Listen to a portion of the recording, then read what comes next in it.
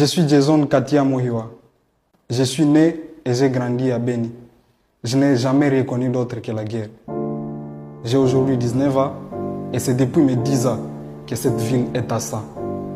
Le 2 octobre 2014, dans des villages, notamment le village le plus connu qui est celui de Moukoko, plus de 100 personnes ont perdu la vie.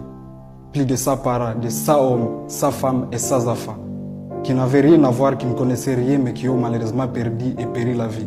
Cette nuit, les rebelles, ils sont entrés dans un silence où ils ont encerclé tous les villages et ils ont commencé à tirer déjà porte par porte.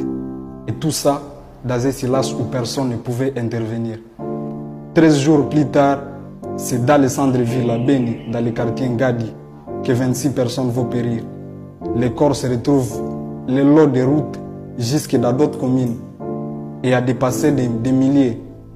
Et d'autres corps jusqu'à aujourd'hui n'ont jamais été retrouvés parce que les gens, on ne sait pas où on les a placés. Soit on les a kidnappés ou soit les corps, ils ont pourri dans ces forêts où personne n'entre depuis tout ce temps.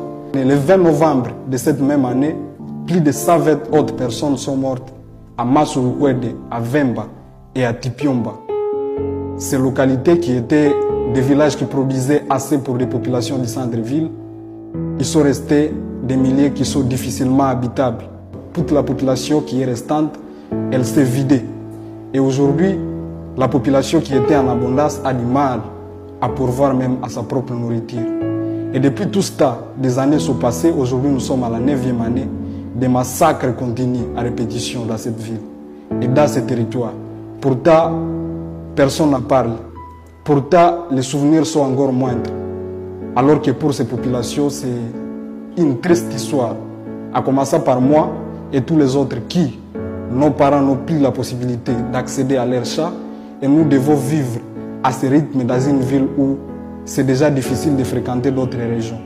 Je pense qu'à cette date, la date d'hommage, c'est une date où on se souvient de ce qu'a été ces personnes dans nos vies, de ce qu'ils ont représenté sur nos cœurs.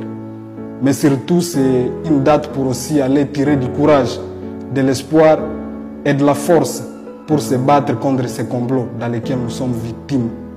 Entre un gouvernement absent, quasi inexistant, et des rebelles qui profitent de ces silences, nous sommes une population innocente qui meurt chaque jour sans savoir où poser notre confiance.